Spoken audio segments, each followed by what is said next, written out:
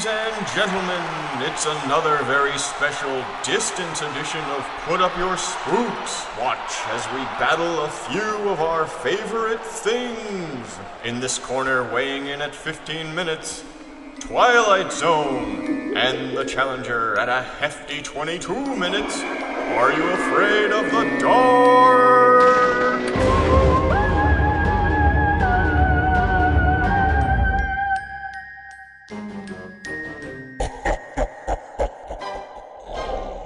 This week's theme? Fightin Irish. This time we're doing our favorite spooks. And listeners to the podcast will know that Ryan's favorite mythology is Irish mythology. I couldn't actually find anything outside the Are You Afraid of the Dark-averse that had to do with Irish mythology, or leprechauns specifically, because we had already done Jake and the Leprechaun. But there was one other one that was vaguely Irish, and that was Are You Afraid of the Dark? The Tale of Badge. Now, if you look online, most people really fucking hate the Tale of Badge. I don't understand why, because I fucking love the Tale of Badge. And we'll find out what Jeff thinks after this. After these messages. After this rambling synopsis. It's Gwen's 16th birthday, and her mom, her dad, her grandma are gathered around. She's about to blow out her candles, but suddenly her little brother bursts in, and he's like, "Oh yeah, baby, first place at the science fair," and he steals all the attention. It is weird that nobody was at his science fair. Maybe it was a in-class kind of a thing. It's also kind of weird that they were having her birthday party without him. Isn't he part of the family? During the school day? Yeah. Yeah. So either way, whether it was during the school day, she should have been in school, and if it was not during the school day, at least one of them should have been at his science fair. I mean, I hate to slow your roll, but you know how I'm usually down for the bully in any of these stories? I'm also going to ride for the annoying little brother, because I used to be an annoying little brother.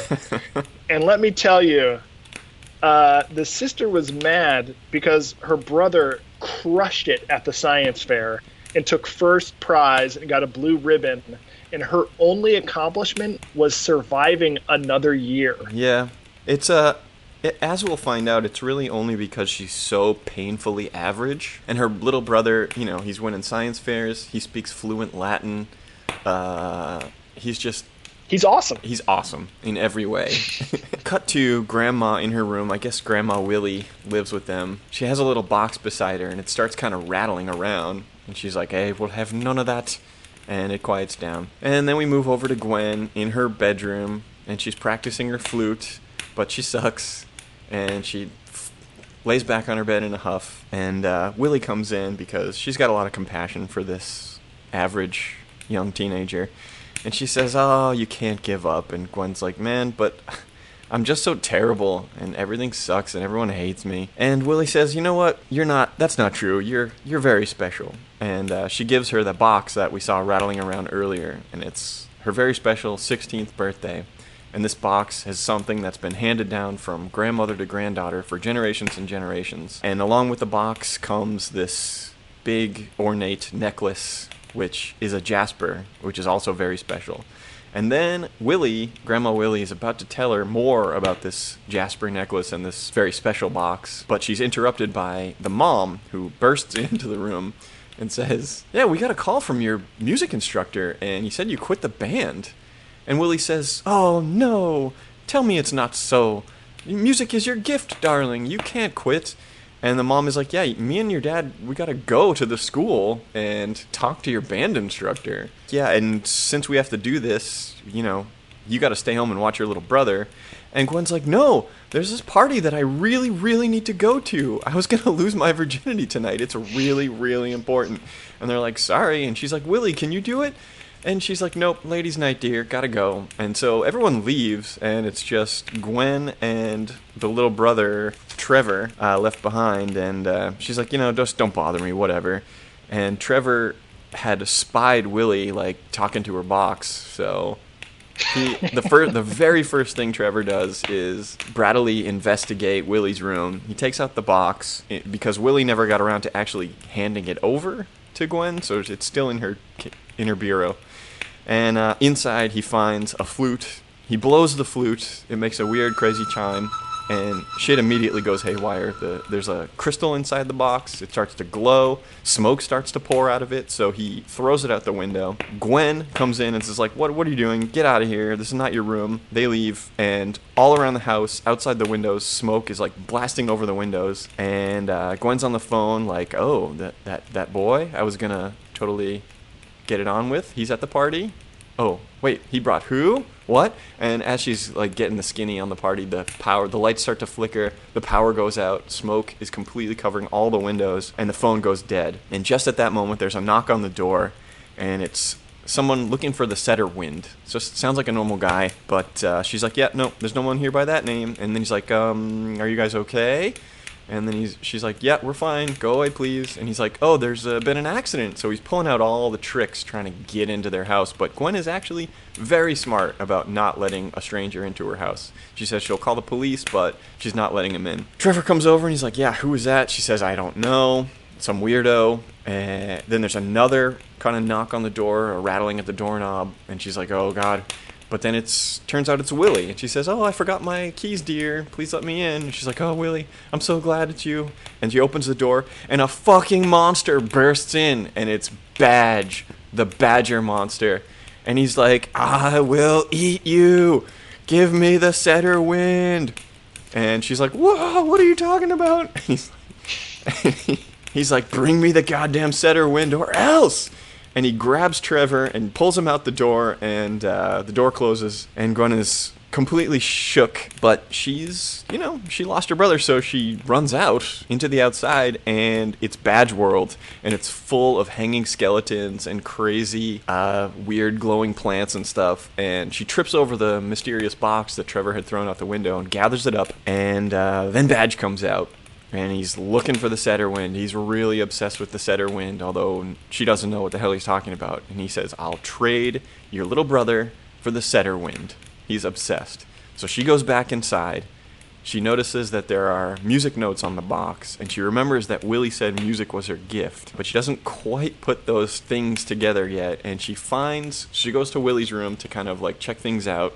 She finds a picture book, and it has all these drawings of all the setter winds, which she realizes are her ancestors, because there's a picture of Willie and there's a picture of Gwen. So she realizes Grandma Willie is the setter wind that this monster wants. She finds a poem in the book. By darkest night, I play the song. To hold the beast in moments long, I call upon the Jasper's light to bind the goblin in setter wind might. Do you remember the episode we did, the Watcher's Woods, where they were pronouncing it like demoned with an extra D? Uh-huh. Well, she pronounces it like goblined with an extra D. Call upon the Jasper's light to bind the goblin in Setterwind might. Gwen totally gets the wrong idea. She puts the Jasper necklace on, and it glows, so she's like, oh, I got it. I got the magic. I got the poem. We're good. So she goes back to Badge World, and she recites the poem, but it doesn't work. And he's like, well, that's enough for you. And he comes at her with a noose. He's got a real hankering for some noosering. And rot in my garden for what it has done to me. He's about to hang her by the neck until she's dead, but suddenly Willie comes home, and she trades places, and she says, music is your gift, girl. And then she trades places with Gwen. Gwen gets knocked back into the house, and when she tries to go back outside, it's just the regular outside. And Badge is fucking psyched. He's like, finally, 12 lifetimes you've kept me. Now I'm gonna fucking hang you, bitch, and your bones will rot in my garden. And then he grabs the necklace off of Willie, and he's like, life, there's none. No power as the Jasper. Why? And she's like, haha, I passed on the power, you dummy. And finally, Gwen figures it out, and she sees that on the box is written Badge, B-A-D-G-E, with music notes right on it. So she grabs the magic flute, she plays those notes, and Badge gets sucked back into the box. And then Willie and Trevor come back, and Trevor's like, good for you, Gwen. I love you, big sis. I knew you'd come through. So, again, showing how great he is, really. And Willie's like, I told you were very special. This is how it's going to be. And Trevor rightfully points out, like, whoa, what the fuck? My sister's a witch, but all she gets to do is babysit a boogeyman in a box? That's horseshit. And then he goes on like a little improv rant, which is not very good, but meanwhile, Willie casts a little humming spell and makes him forget, which is kind of a bummer. I mean, why? Why must he forget? I don't know. But anyway, so then she's like, yeah, don't worry. You'll be able to do magic too. And that's the episode. I'm a little confused as to why Willie can still do magic after she passes on the power of the Jasper, but hey, what are you gonna do? So, again, everyone online hates this episode. I think it's fucking awesome. There's like hell of the right side up sinners with the skeleton garden. There's hell of the upside down sinners. Yeah, no. You're saying they're right side up. Because they're right side up because they're hanging by their necks. Badge is awesome. His makeup is so cool. He talks backwards like Yoda. There's magic and witches. I think it's cool. I don't know. What'd you think about the Tale of Badge? It was really good. Yeah, right? Everyone online is crazy. First of all, it's our first stink ep. What? Stig? For the Midnight Society, that gross stinky kid. Was it the first? So he didn't tell the story, It's the first though. one we've done on the show. Oh, really? Yeah. Huh. So I was very excited. Oh, yeah. Corrections and omissions, by the way. When we did the reboot of Are You Afraid of the Dark, you had mentioned that the germaphobe kid was a real Stig character. And that's actually the opposite, because Stig is gross and loves germs. Anyway, keep going. Duly noted. No, I thought it was a really well-constructed episode. You know, they had a puzzle box. They had a few items. They got to the heart of the conflict with Gwen's character and her brother really quickly. I thought Badge, the evil Irish goblin... Goblin, point of order. Goblin. Not only was his makeup awesome and his contact lenses awesome, his performance and his like wardrobe and everything was really good. He's like and they got that camera like right up in his face, and it held up. I mean, if you had that kind of makeup in a show today, I think people would still be pretty psyched. Agreed. In terms of that show Face Off, I would say that Badge had great form language. Yeah, and he was gleefully evil, but he also had good motivation. I mean, if you were kept in a crystal in a box for 12 lifetimes, you'd be pretty pissed off too. Yeah, I'm curious as to what the mythos of that is. He's like an evil spirit trapped in a crystal. That crystal is kind of like a pocket dimension, but he can take victims in there sometimes. Right. Well, but I think he took those victims when he was free, like before they imprisoned him. But also he still has access to that. Yeah, he can take his pocket dimension outside into the real world and kind of enclose a house with it. I thought it was really interesting that the Setterwind magic moved from grandmother to granddaughter. Yeah, sorry, moms. It's really weird that it skips a generation like that. Interesting that when the brother played the flute, it did produce like magical notes. Yeah, well, it was a magical flute. I was still just surprised that he was able to get any sound out of it. Oh, yeah. So I wonder if he doesn't, have some of the Setterwind magic. Oh, he's never going to know about it. He's already good enough. He doesn't also need to add magic to his repertoire. That the parents get home, everything's kind of brushed under the rug. Gwen is all excited, and then she's literally headed off to that party that she was so excited about. And so she's taking the Jasper and her like wild, untamed magic to her first party as like a 16-year-old witch. Man. And like she's going to get drunk on wine coolers, and that boy is going to get glamored, or she's going to hex some girl. Like, that is not going to be good. Jeez, yeah. Never even thought about it. I mean, after that, do you think you'd still head to the party? I feel like you'd need to rest. Or would you be so keyed up and like adrenaline pumped? Would you be like, yeah, fucking party? Yeah, I definitely think she wants to go to an after party after finding out at 16 that she finally has magic power. Yeah. Shame on her grandmother, Willie, who had this like sacred obligation to inform her granddaughter about her magical heritage and the imminent goblin attack. And then she's like, oh, it's Lady's Bridge night. Got to go. Well, there wouldn't have been a goblin attack if it hadn't been for Trevor's malarkey. Do you think it's that the crystal fell out of the box, or that he blew the whistle, or what? I think it's that he blew the whistle, because it started to smoke and everything. For some reason, I got the feeling that every Setterwind has to face that challenge. Geez, I wonder. I don't think so, because he hadn't been freed for like 12 lifetimes. I would argue that he still wasn't freed because he went back in the box. Yeah, maybe he needs to get to Jasper to get fully free. Returned has badge. I've been waiting a long time to show you Tale of Badge. Now what do I do? Now you listen to me tell you about Twilight Zone and the little people of Killany Woods. In this episode, a mousy man named O'Shaughnessy runs into a pub to scam a drink so that he can spin a yarn about walking in the woods and finally finding the little people. I seen it with me own 2 eyes. Them, the little people. They were under a great big toadstool that was all aglow. Give us a gargle, man. So apparently O'Shaughnessy's scam is that he's always going on and on about these goddamn leprechauns and little people. And he kind of scams booze from the bartender. Give us a gargle, man. Are you blind as well as deaf? No, you don't. He's basically this kind of big liar character, and people tolerate him, but this time he's really selling it. And he's just going on and on about how he's seen the little people. And no one believes him. And he's like, no, it's true. They were under this giant toadstool. And we see Mulvaney, a big man who's out of work like the rest of them. And he's so annoyed that he tosses O'Shaughnessy out of the pub and he threatens him. He says, if you ever come back here, I'll bash your face in with a shillelagh. Yeah, he's pissed. It seems to be the villain of the piece. So O'Shaughnessy's friend comes out, and it was like, hey, man, I told you to lay off all the leprechaun talk. Let me take you home. And O'Shaughnessy says, I'm not crazy, I'm not daft, and I'm not drunk. I'm going to go hang out with the friends who really understand me, the little people. And hours later, Mulvaney wanders out of the pub, and he spies O'Shaughnessy coming out of the hardware store with a big box of goods. And when he goes to investigate at the hardware store, he finds out that O'Shaughnessy paid a triangular piece of gold. And the guy who owns the hardware store played by Ted Theodore Logan's father said the little people gave him this gold to buy supplies.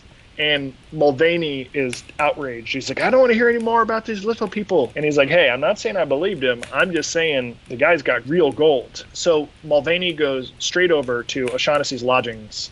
And the landlady's there, and she says, O'Shaughnessy's not here anymore. He paid off all his debts. And then she pulls out another piece of gold, this triangular gold piece. And at this point, Mulvaney is very excited. So he goes after O'Shaughnessy and catches up with him, and he blocks his path, and he's wielding a shillelagh. He's mad because he thinks that O'Shaughnessy, who's mooched off of everyone in town, including Mulvaney, came into some gold and is now leaving town without paying any of his debts, and he wants to be paid what he's owed. So O'Shaughnessy relents and gives some of the gold pieces to Mulvaney, but Mulvaney says, no, I want all of it. And O'Shaughnessy tells him that he's being foolish because gold never lasts if the little people don't like you. And so O'Shaughnessy bashes Mulvaney with his box of goods and runs off. A minute later, Mulvaney catches up to him and is gobsmacked to discover O'Shaughnessy standing under a spaceship that looks like a glowing toadstool, surrounded by a group of little alien people dressed in green. And O'Shaughnessy sees that Mulvaney finally knows the truth, and he starts dancing this crazy wild jig. Look at him, Mick Mulvaney, you great clop, ya! Have you ever seen the like of it before? No, you haven't.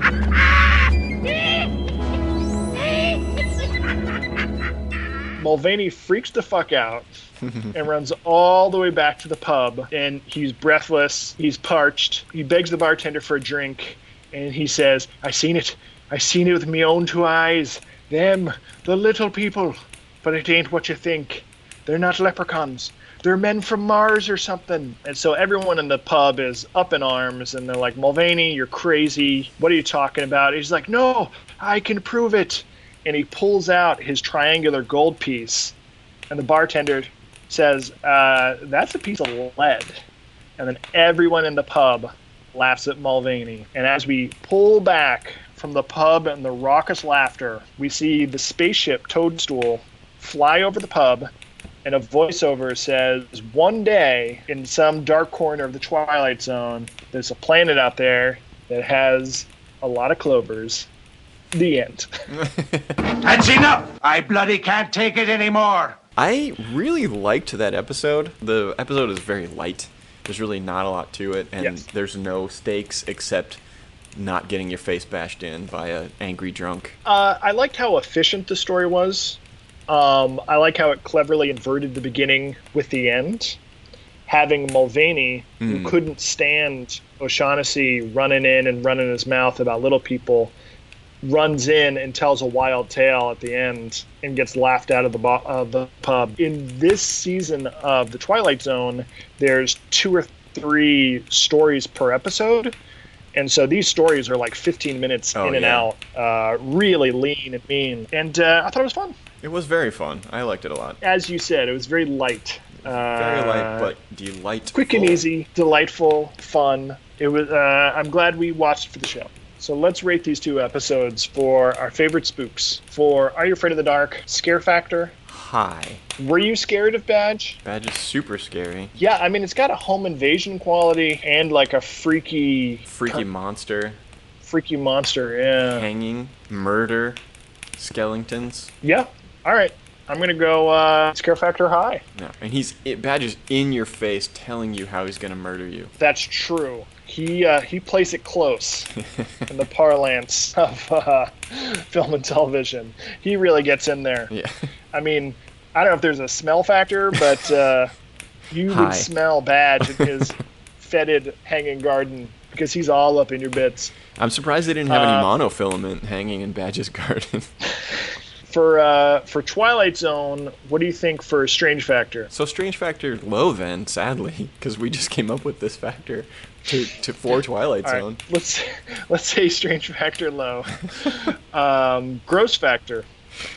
Yeah, also hand in hand with Scare Factor for Are You Afraid of the Dark. Badge is pretty gross. He's got a gross, slimy mouth.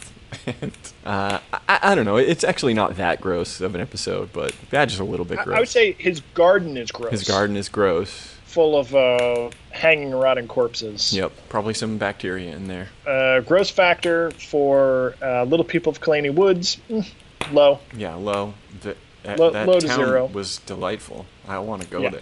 The town of Killany Woods? Yeah. Okay, what the factor? For Are You Afraid of the Dark? Well, what do you think? It had good concepts, but I felt it was so well constructed that it had a low what the factor. Yeah. None of that stuff felt like it was totally out of the blue. I thought they did a pretty good job of setting everything up and paying it off. Agreed. Okay, what the factor for Twilight Zone? High. Yes, okay, now we're talking aliens. Because it had a twist. Yeah. And the twist was that the little people were aliens. And had I not spoiled it for myself, I would not have seen that coming. Likewise. I think they did a really good job of talking about the devilish glow and the toadstool. Okay, theme of Fightin Irish. Well, so honestly, Badge is not. I mean, maybe it's like an Irish myth song. They had to have gotten it from somewhere. I feel like if someone just invented that out of their brains, then it's like really impressive. I have to confess that I spent too much time trying to come up with other words that could be spelled with B-A-D-G-E, and there aren't any. And so I wonder if they came up with the flute music box idea first, and then the notes, and then Badge, because it would be Badger or something like that. Right? Yeah. I mean, there could be like an Irish myth about a badger monster or something. I don't know. Or it could be like a some kind of puka or something. But yeah, it would be a puka. Willie was Irish. She had the accent. Willie was Irish. Just the day is long, and they got a redhead to play Gwen. No, I think they did a good job with the Irishness.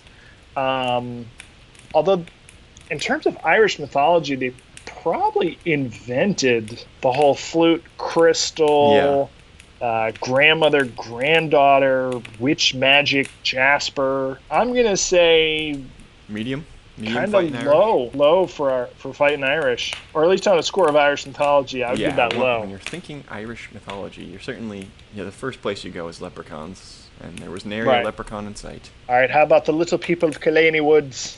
Quite Irish, and everyone was fighting, and there were little Yeah. people, and man. There was honest to goodness shillelagh. So I'm going to go high on theme for little people of Killany Woods. Body count. Ooh, there were at least 3 or 4 skeletons in Badge's garden. I only counted 2 skellies. Okay, maybe there were 2. However, there were 0 body count in Twilight Zone. So I'm going to give that one to Tale of Badge. Tale of Badge, fuck you, internet people! I proudly give this one to Are You Afraid of the Dark? Tale of the Badge for Ryan's episode of My Favorite Spooks.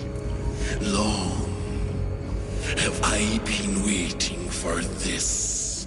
All right, Ryan, I got a quiz for you. How well do you know Gaelic? Not well at all. This one is multiple choice. I've got 3 words, and I want you to tell me which, if any of these, comes from Gaelic. Slob, gob, or hubbub. Slob? That's correct. Yeah! But all 3 of those are loan words from the Gaelic language. Trick question. Also, smidgen and hooligan. Are you ready for the Irish mythology quiz? I'm ready, Hosebrain. Let's see. How well do you know Irish mythology? What can you tell me about the Fomorians? Not a damn thing. Really? It sounds like a fantasy character from Power Rangers. Yeah, they may have shown up in Power Rangers at some point. No, the Fomorians were this mythical race of evil giants. Ooh. The Fomorians were awesome. They fought the Tuatha De Danann. They were led by this giant named Baelor who had an evil eye. He was like a cyclops. Do you know any of this stuff? Nope. You should look into it. It's really rad. Cool. You got 2 more chances to redeem yourself. Tell me about the Dueling. Is that a ghost horse? Dueling is the headless horseman, the headless rider. Essentially. Yeah. There was a horse in there. All right, this is your last chance to prove that you know anything about Irish mythology. Maybe the Tell me Irish about the mythology isn't my favorite mythology. All right, tell me about the changeling. The changeling, well, that's an easy one. The fae folk steal your baby and replace it with some sort of creature. Wrong. A changeling is a kid that is turned into a frog by a desperate actor. banshee so he can take your soul. The tale of Jake and the Leprechaun really destroyed your concepts of Irish mythology. I guess so. I gotta re-research, man. Hang you will in my garden. I think we should do our next episode of My Favorite Spooks on my favorite thing, werewolves. Rerun for your life!